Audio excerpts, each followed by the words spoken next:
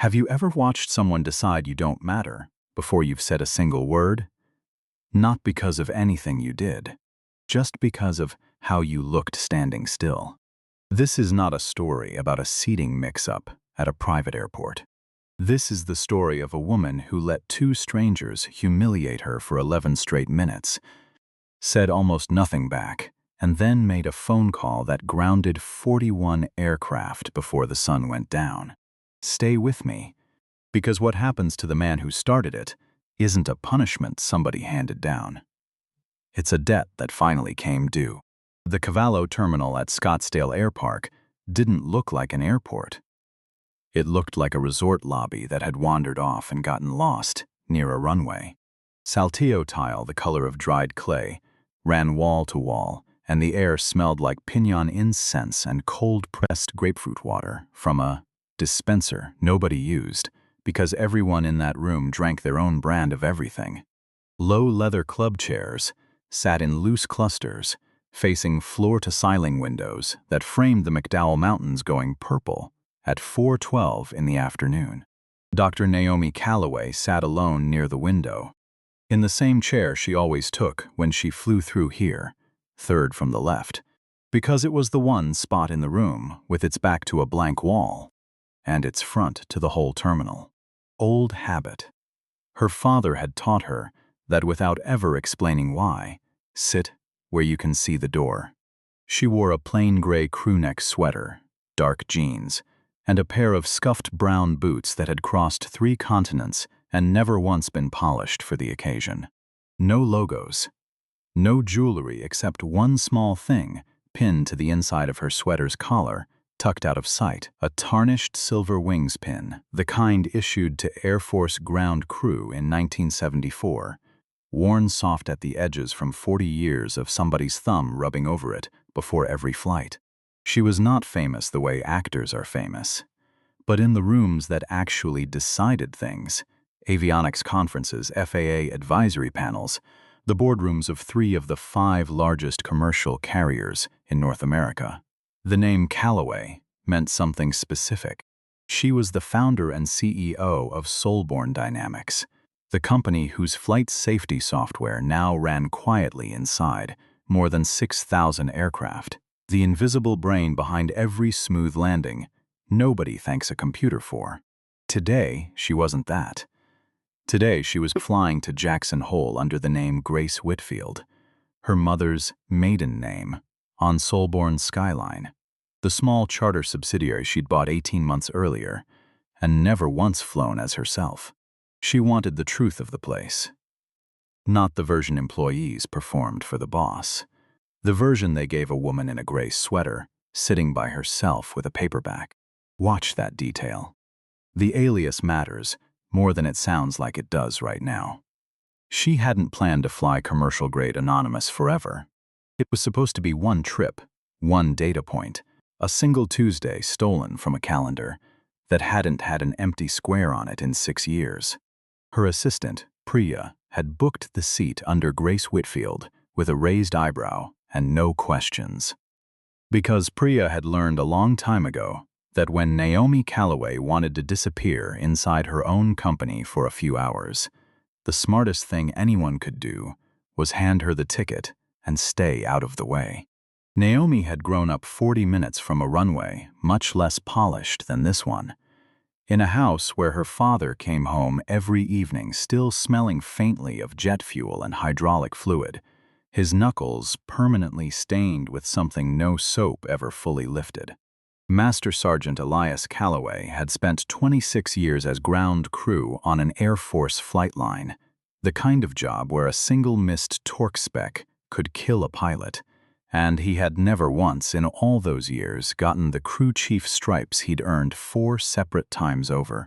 Younger men got them instead, men with less time on the tarmac, and, as her father put it once and only once, at the kitchen table, in a voice with no anger in it at all, an easier time getting looked at like they belonged there. He never sued anybody. He never even filed a complaint that Naomi ever heard about. What he did, instead, every single night before a flight, was walk the line himself one more time after his shift technically ended. Checking bolts nobody was paying him to check, because his logic was simple and it had lodged itself permanently in his daughter's chest. If the world is going to underestimate you before you open your mouth, the only answer that actually works is to be so exactly right, so thoroughly documented, so impossible to argue with on the facts, that, being underestimated, stops being a real option for anyone paying attention. That was the whole architecture of Solborne Dynamics if you looked at it closely enough. Not ambition. Correction. Demi. So no, the paperback in her lap wasn't a prop, and the plain gray sweater wasn't a disguise exactly. It was closer to a test she ran on the world every so often, the same way she'd run stress tests on avionics code for 2 decades. Put the system under ordinary conditions, remove every artificial signal of authority, and see what the system does when it thinks nobody important is watching. Today, the system was about to fail spectacularly, in front of 40 witnesses, on tile floors that cost more per square foot than most people's rent. At 4:19, the doors opened, and the room's temperature changed before anyone said a word. Tanner Voss walked in like he was already being filmed. Mid-30s, a jacket, the color of a traffic cone, sneakers, scuffed in exactly the places a stylist scuffs them, a watch the size of a hockey puck catching every overhead light. He was mid-call, voice pitched for an audience of 40, not the one person on the other end of the line. No. Tell him we're not renegotiating the vesting schedule. Tell him the token unlock happens on my terms or the deal's dead. I don't care whose uncle he golfs with. Behind him, heels clicking hard on the tile, came Kensley Marsh, sunglasses still on indoors, a Birkin the color of a bruise hanging off one forearm. This lounge is giving budget, Kensley announced to no one and everyone, sweeping the room with a look that landed on Naomi for exactly 1 second before sliding past her, the way you'd glance at a chair you weren't planning to sit in. I thought Cavallo was supposed to be the good one. Naomi didn't look up from her book. In her head, without meaning to, a habit 20 years deep clicked on. The same instinct that made her walk factory floors and audit customer complaints in person instead of reading summaries. Lounge atmosphere compromised by loud arrivals. Staff visibly tense. Log for the ops review. She turned a page. Tanner ended his call with a wire it. It's a lock. Trust the process loud enough to draw 2 heads up from their phones. Then clapped his hands together and surveyed the room like a man inspecting property he already owned. Babe, grab a seat. We gotta be sharp for the Teton Gala tonight. Half the board's gonna be there. They chose the cluster of chairs directly across from Naomi. Of course they did. For the next 50 minutes, they narrated their own lives at full volume. The champagne wasn't cold enough. The Wi-Fi buffered during a call that mattered. Someone named Klaus needed to see them arrive like it's an entrance, not a landing. Naomi kept her eyes on her book and let it wash over her like weather. It was work, sitting that still. Nobody in the room could tell. Tanner Voss had made his money 18 months earlier. In the specific and slightly embarrassing way, a lot of people made money in that window. A token launch, a wave of attention that arrived faster than any actual product did, and a lifestyle built on the assumption that the wave would keep coming forever. He talked, almost exclusively, in metaphors borrowed from books he hadn't finished reading. He believed, with the total sincerity of a man who has never once had that belief tested, that the confidence in his voice was itself a kind of evidence. He had never in his adult life waited more than 4 minutes for anything without treating the wait as a personal insult. Kensley had learned somewhere along the way that proximity to a certain kind of loudness bought her a version of power she didn't have to build herself. It was easier to borrow his certainty than to develop her own, and easier still to aim other people's small cruelties at strangers than to risk being on the receiving end of them. Neither of them had done anything, up to that point, that most rooms would have called out loud. That was, In its own way, the most dangerous part. Cruelty this comfortable doesn't usually announce itself. It just waits for a room quiet enough and staff tired enough to let it through unchallenged.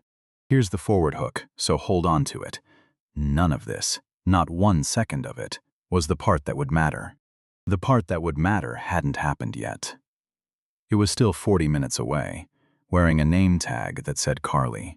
At 5:07, a gate agent walked to the center of the room with the particular stiff posture of someone about to deliver news she already knows will not be well received. Her name tag read Carly Dunn. Her hands were folded in front of her like she was bracing a door shut. Ladies and gentlemen, may I have your attention? We've had a mechanical issue with the aircraft assigned to the 6:15 Jackson Hole departure.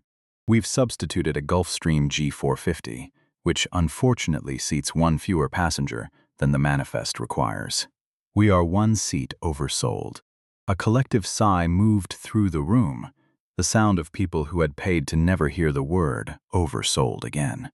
We're offering a $1,200 travel credit and a confirmed seat on tomorrow's 7 a.m. flight to any volunteer, Carly continued, scanning the room with eyes that were doing math nobody had asked her to do. Nobody moved. Tanner Voss was on his feet before Carly finished the sentence. Absolutely not. Do you have any idea who I am? I have a 9-figure raise closing in Jackson tonight. I need to be in that room by 9. Carly flinched physically, like the volume had a temperature. Sir, I understand. We can also offer a suite at the sanctuary and dinner comped, on top of the credit, for whoever's willing. Silence again. Nobody wanted a suite. They wanted to be somewhere else already. And this is the moment. Watch what Carly does with her eyes, because it will happen again. Later, in a much worse room, to a much worse person, and you'll recognize it. Her gaze swept the lounge, past a man in a Patagonia vest. Everyone quietly understood owned a hospital chain, past a woman in yoga clothes who'd flown in from closing a 9-figure biotech round, and landed, with a visible flicker of relief, on the woman alone by the window in the plain gray sweater with a paperback in her lap. Carly made a decision in under 2 seconds. Nobody trained her to make it. Nobody had to. It was already in her, the way it's in a lot of people before they even know it's there. Quiet clothes, no entourage, sitting still. That must mean this one won't push back. She was wrong. But she didn't know that yet. Neither did anyone else in that room. Carly crossed the tile, and her footsteps were the loudest thing in the lounge. "Ma'am," she said, crouching slightly, voice pitched somewhere between apology and command. "I need your cooperation. Given the circumstances, we have to reassign your seat to a priority client. You'd be on tomorrow's 7 a.m. with full compensation." Naomi lowered her book slowly, the way you set down something you intend to pick right back up. "I have a confirmed seat assignment," she said. Her voice was even unhurried and almost gentle. "I checked in at 3:50. What circumstance changes that?" Carly's mouth opened and shut once before words came. It's a priority client situation. Mr. Voss is one of our top-tier accounts. And I'm not, Naomi said. Not a question. A note being taken. "It's not personal," Carly said. And even as she said it, something in her own chest told her it sounded worse out loud than it had in her head. "It's just policy." Freeze that frame for a second. The room had gone quiet enough that you could hear the espresso machine hiss behind the bar. Nobody was pretending to read anymore. The mountains outside had gone the color of a bruise healing, purple sliding into a deep, wounded orange. And in that stillness, something in Naomi Calloway, quietly, without a single visible muscle moving in her face, clicked from off to on. The woman named Grace Whitfield receded, like a tide going out. Dr. Naomi Calloway, founder and chief executive of Solborne Dynamics, stayed exactly where she was sitting. "I see," she said. "And whose policy decides that a confirmed, paying passenger loses her seat to a man who simply arrived and complained the loudest?" A ripple of suppressed laughter moved through 2 chairs near the bar. The hospital chain man in the Patagonia vest lowered his phone an inch to watch. Tanner Voss strode over, sneakers squeaking on the tile, and planted himself close enough that his shadow fell across Naomi's lap. "Look, I don't know who you think you are, lady, but I've got a 7-figure allocation closing tonight.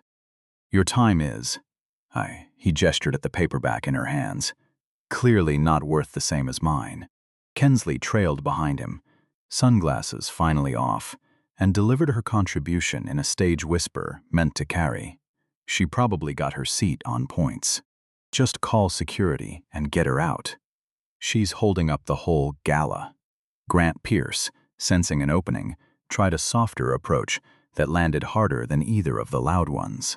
He crouched again, lowered his voice to something almost tender, the tone people use on children and on customers they've already decided don't merit a real explanation. "Ma'am, I know this feels unfair, but you understand how this works, right? Some passengers just carry more weight for the business than others. It's nothing about you personally." "It's entirely about me personally," Naomi said, and for the first time her voice lost a fraction of its calm, not into anger, but into something colder and more exact. "You've looked at me for 4 minutes and decided I carry no weight at all. That is the single most personal judgment a stranger can make about another human being, Mr. Pierce, and you've made it twice now without a shred of information to support it." Tanner, hearing an opening of his own, leaned in with the specific cruelty of a man who has never once had to consider that a room might not be on his side. "Honestly, at this point, we could just call security and have someone walk her out. Would take 30 seconds. This is embarrassing for everyone." The word security landed differently than anything said before it. 2 chairs away, the woman closing the biotech round lowered her phone entirely and looked directly at Tanner for the first time, her expression unreadable. The man in the Patagonia vest set his own phone face down on the armrest, the universal gesture of someone who has just decided to actually pay attention. Naomi did not raise her voice. She did not stand. She folded her hands in her lap, and somehow that stillness took up more space in the room than either of them standing over her. "Carly," she said, reading the name tag with deliberate care, "on whose specific authority, not policy, authority, are you removing a ticketed, confirmed passenger from a flight against her will?" Carly's face went the color of the tile floor. I'll need to get my station manager." "Please do," Naomi said. "I'll wait." That's your first frozen moment. Nobody moved. Nobody spoke. The only sound in the whole terminal was ice settling in somebody's untouched glass of sparkling water. 6 minutes later, and I want you to sit with that number. 6 full minutes of a woman being stared at by a room full of strangers for the crime of saying no calmly. A man in a suit one size too tight came hustling in, Bluetooth earpiece glowing blue at his temple. "Carly, what's the holdup? I've got Voss's pilot yelling in my other ear." That was Grant Pierce, station manager. And the moment his eyes landed on Naomi, he made the exact same calculation Carly had made, just with more confidence behind it, because men like Grant Pierce had built entire careers on the assumption that confidence was the same thing as being right. "Ma'am," he said, crouching to eye level in a way that was somehow more condescending than standing, "let's be reasonable. Mr. Voss is a priority client. He needs to be in Jackson tonight. You don't. Take the compensation. We'll get you out on the 7 a.m. and everybody wins." "You're the station manager," Naomi said. "I am." "And it's your professional judgment," she said, voice still level, still quiet, "that the correct response to your airline overselling its own seats is to physically remove the one passenger in this room who looks, in your estimation, least likely to make trouble about it." Grant's jaw tightened. Nobody said anything about. This isn't about how anybody looks. This is business priorities. Common sense. Common sense, Naomi repeated. And something in the 2 words made the temperature in the room drop another few degrees. She had spent 22 years building a company on the exact opposite of common sense. on data, on audits, on refusing to let a gut feeling override a checklist, because gut feelings are how planes fall out of the sky. To have her presence in this room dismissed by the very instinct her entire life's work existed to correct was not an insult to her ego. It was an insult to everything she'd built. Yes. Common sense, Tanner said, emboldened now that Grant stood beside him. My deal versus her hobby. Are you walking off this plane, or are we making this ugly? Here's your second retention anchor, and it's a question, so sit with it a second. What would you have done in that chair, in that room, with every stranger watching to see if you'd fold? Naomi looked from Tanner's smug face to Grant's weak, apologetic one, and understood, with total clarity, that she had given them every reasonable chance to stop on their own. She'd asked questions instead of accusations. She'd waited for a manager instead of raising her voice. They had answered every question with more contempt. There is a specific kind of exhaustion that comes from being calm on purpose, and it has nothing to do with weakness. It takes more out of a person to sit still under contempt than it does to shout back at it. Naomi had learned that lesson at 11 years old, watching her father come home from a promotion board that had passed him over for the 4th time, take off his boots at the door without a word and ask her, gently, how her homework was going. She had asked him once, years later, how he did it, how he stayed that steady, decade after decade. He'd told her that rage feels like power in the moment you spend it, but it's a currency that only the person spending it ever pays for. Patience, he said, costs the other person more eventually. It just takes longer to collect. She was collecting now. She reached into her bag. Grant's shoulders dropped half an inch in relief. He assumed she was pulling out ID, finally ready to comply. It was her phone. Oh, come on, Grant said, exasperated. Let's not record this and make a scene, ma'am. That's not going to help. I have no intention of making a scene, Naomi said, and there was a new edge in her voice now, thin and precise as a scalpel. I'm making a business decision. Tanner laughed out loud, a short, ugly bark. A business decision. What business? A blog about vintage sweaters. Kensley giggled beside him. Naomi's thumb moved across the screen without hurry. She scrolled past the numbers of 2 state governors, a Fortune 50 CEO, and the head of the National Transportation Safety Board, until she reached the name she needed. Marcus Webb, Chief Operating Officer. She pressed call. Her eyes never left Grant Pierce's face. It rang once. Naomi? Everything okay? You're supposed to be off-grid till Sunday. Marcus's voice came through clear enough that the 3 nearest chairs could hear every word. Change of plans, Marcus, she said, calm as still water. I'm at Cavallo, Scottsdale. I need 3 things done right now. Grant's condescending half-smile started to slip. The name Marcus Webb had rung some distant bell. He was the COO people quoted in trade magazines, famous for running the tightest safety record in private aviation. But that had to be a coincidence. It had to be. First, Naomi said, I want an operational stand-down on every Solborne skyline departure west of the Mississippi, effective immediately. Grant's face went slack. A stand-down wasn't a delay. It was a total grounding. Every aircraft in the fleet held on the tarmac, every gate frozen, an emergency measure normally reserved for a security threat or a systemic safety failure. It would cost, conservatively, $400,000 an hour. Naomi, are you serious? Marcus's voice sharpened with real alarm. Is this a security issue? A software fault? You could call it a software fault, Naomi said, eyes still locked on Grant Pierce. A critical failure in the human interface. Carly Dunn looked like she might actually faint.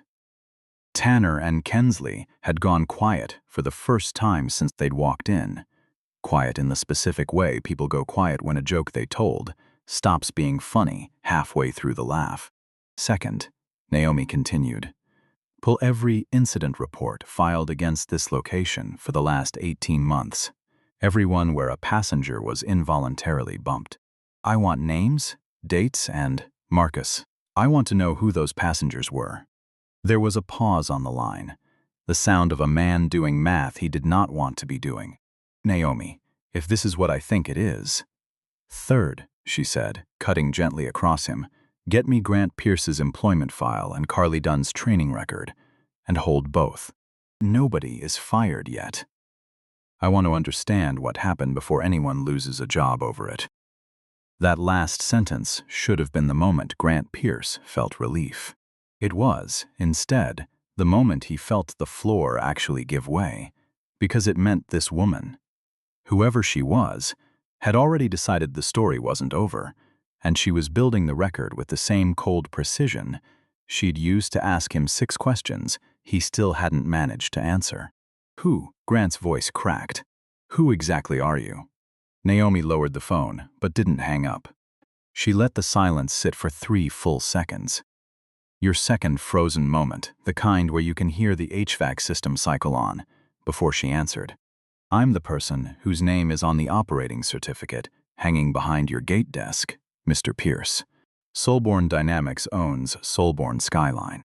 I bought this airline 18 months ago specifically because I'd heard from more than one source that its ground staff had a reputation. I flew today under my mother's name to find out if that reputation was earned. She let that land. It was. Tanner Voss made one more attempt, because men like Tanner Voss do not know how to stop mid-collapse. This is insane. You can't ground a whole fleet over a seating dispute. That's a massive overreaction. My lawyers are gonna... Mr. Voss, Naomi said, turning to him for the first time with her full attention. And something about the stillness of her face made him actually take a half step back. I want to thank you. Genuinely, you did in 11 minutes what 18 months of quarterly audits couldn't. You showed me exactly how deep this problem runs, and you did it loudly enough that 40 people in this room can confirm every word of it. Kensley opened her mouth to say something, and, for the first time all evening, nothing came out. The hospital chain man in the Patagonia vest lowered his phone entirely now, watching with the specific fascination of a person witnessing a controlled demolition. 2 chairs down, the woman who'd closed the biotech round had actually started recording. Not to shame anyone. Just because some part of her recognized she was watching something she'd want to remember. Here's a detail worth holding on to for later. 3 seats past them, in a corner nobody had been paying attention to. An older man in a rumpled cardigan sat gripping a leather travel bag against his chest, knuckles pale, saying nothing. He had a connecting flight to make in Jackson Hole by morning, a surgery scheduled at 7:15, a 6-year-old patient whose family had been waiting 4 months for an opening. He hadn't said a word through any of this. He wasn't going to start now. But he was listening to every syllable, and what he was about to lose because of a grounded fleet would matter more than anyone in that lounge understood yet. Naomi stood. She was not tall. She did not need to be. Grant, she said, you're going to want to sit down for the next part, because it doesn't stop with tonight. And it didn't. Marcus Webb's team moved with the specific, terrifying efficiency of people who had built their careers on Naomi Calloway, never once giving a soft order.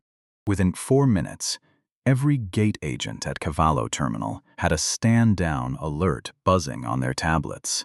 Within 11 minutes, a systems message went out to every Solborne Skyline aircraft on the ground, from Scottsdale to Van Nuys to Teterboro. Hold position. Do not board. Awaiting operational review. Within 20 minutes, 3 news outlets that covered aviation had picked up chatter about an unscheduled grounding, with no explanation attached, which is, if you've ever worked in corporate communications, the single most dangerous kind of silence there is. Grant Pierce stood frozen in the middle of his own terminal, watching his authority evaporate in real time on a screen he wasn't allowed to touch anymore. You can't just... Do you know what this is going to cost the company tonight? I do, Naomi said. I approved the budget line for exactly this kind of contingency 2 years ago. I called it integrity risk. At the time, My board thought I was being dramatic. She looked at him, with something that wasn't anger. It was closer to disappointment, the specific kind that only comes from someone who expected better and didn't get it. "I'm not doing this to punish you personally, Mr. Pierce," she said. "I'm doing this because you looked at a room full of paying customers and decided, without a single fact to support it, that I was the least important person in it. And you were so confident in that decision that you never once asked yourself if you might be wrong. That's not a personality flaw I can retrain in an afternoon. That's a system that's been rewarding the wrong instinct for years. And tonight is the first time anyone's made it expensive." "I want a lawyer," Grant said, which is, incidentally, the exact sentence people say when they've finally realized the ground beneath them isn't ground at all. Carly Dunn, standing off to the side with her tablet, still trembling faintly in her hands, spoke up then, quiet enough that only the closest chairs caught it. "For what it's worth," she said, not quite looking at Grant, "I filed a complaint about exactly this 8 months ago. About how we're told to pick who gets bumped when we oversell. Nothing happened to it." Her voice cracked slightly on the last word.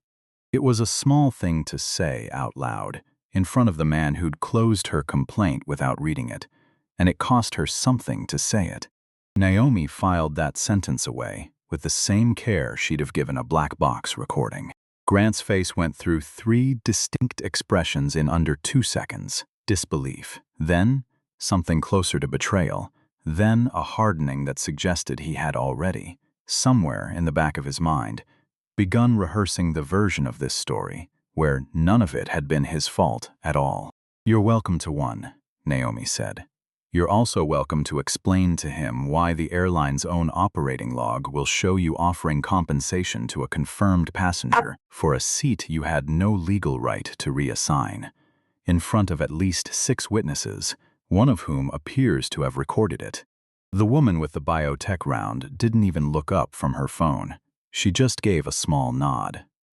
Tanner Voss, to his credit or his detriment, depending how you look at it, still hadn't caught up. "Okay, but I still need to get to Jackson tonight. Is there like another flight?" Naomi turned to him slowly. "Mr. Voss, every Solborne Skyline aircraft on this coast is grounded until further notice. That includes the one you were trying to steal a seat on. You may want to call NetJets. I understand they value customer service." It was a small thing to say. It was also, in that room, the closest thing to a mic drop that a woman who never once raised her voice was ever going to allow herself. Somewhere, behind them, the older man in the cardigan finally set his bag down on the seat beside him and exhaled, long and slow, like a man setting down a weight he'd been carrying since he walked in. "Give it a beat here, because the story isn't over. It's about to widen, the way these things always do once the first domino tips, because a stand-down order doesn't just ground a fleet.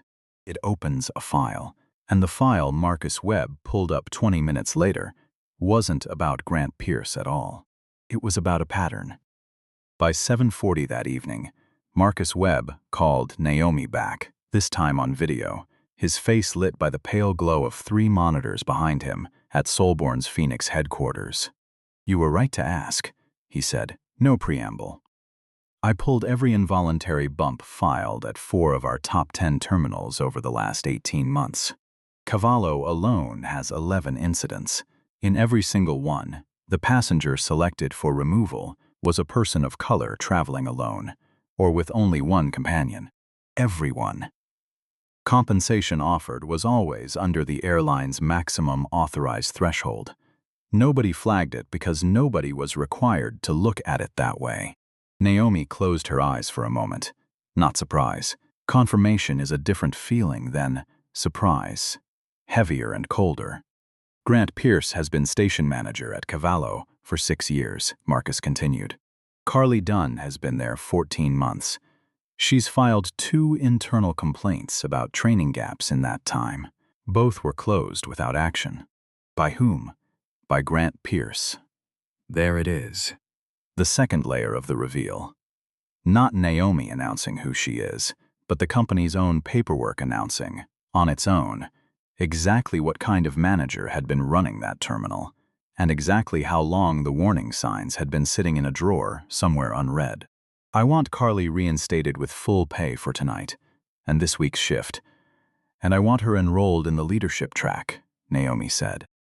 She made the wrong call under pressure from a system that trained her to make it. That's fixable. What Pierce did wasn't pressure. It was policy, in his own words. That's a different problem. And Voss?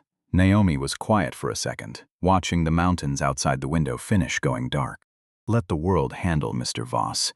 It usually does, eventually, for men like him. I just don't think it'll take as long as he expects. He wouldn't have to wait long at all. 3 days later, a story ran. Not planted, not leaked by Solborne, simply pieced together by a persistent aviation reporter who'd noticed the unexplained grounding and started making calls, connecting the Cavallo incident to Tanner Voss by name. Complete with 2 other accounts from former business partners describing eerily similar behavior. Demanding priority treatment, insulting staff who couldn't meet his standards, threatening lawsuits that never once got filed because filing them would have required him to testify under oath about his own conduct. The 7-figure allocation he'd been so desperate to close in Jackson Hole fell through 48 hours later, not because of the article directly, because the fund's compliance officer read it, then pulled Tanner's name from 3 other pending deals as a precaution, the way you pull a product off a shelf the moment one customer complains about glass in the jar. Word moves fast in rooms that small. By the following Monday, 2 other funds had quietly done the same, citing reputational alignment in emails that never once used his name. Kensley Marsh posted, then deleted within the hour, a story captioned "Some people just can't handle being around real success," beneath a photo of the 2 of them at a gala they'd never actually made it to that night. The screenshots outlived the post by roughly forever. Grant Pierce was placed on administrative leave the same night, pending a full review. He did not resign quietly. He filed a grievance, then a second one, then hired the lawyer he'd threatened to call in the lounge, and spent the better part of 6 weeks insisting, in writing, that he had been following standard operational judgment and that the entire incident had been blown out of proportion by one oversensitive passenger. He never once, in any document Marcus Webb showed Naomi, used the words "I was wrong." That refusal is the whole story, if you think about it. Not the grounding, not the headlines, the refusal. The review board terminated his employment for cause 5 weeks later, citing the pattern of complaints he'd personally closed without investigation. His severance was standard. His reputation in the small, gossip-thick world of private aviation was not. 2 other regional carriers quietly passed on his applications within the year. Not because anyone called them and said, "Don't hire this man," but because his name, once you searched it, came back attached to one very specific, very well-documented afternoon in Scottsdale. Carly Dunn stayed. 8 months later, she was training coordinator for the entire Southwest region, and the first thing she rewrote, unprompted, was the involuntary denied boarding protocol, replacing prioritized valued clients with a blind lottery system run by software that no gate agent could override based on how anyone happened to look. She also went back through 11 old incident files, the ones Grant Pierce had closed without action, and reopened 4 of them, reaching out personally to the passengers involved. A retired schoolteacher in Tucson, a young Army veteran flying home from a fellowship interview, a couple who'd been quietly moved to a smaller aircraft during their honeymoon and never told why. Each of them received a formal apology, a full refund, and something none of the paperwork required, a handwritten note from Carly herself, admitting the company had known and hadn't acted quickly enough. The pattern, once it was fully mapped, turned out to run wider than Cavallo alone.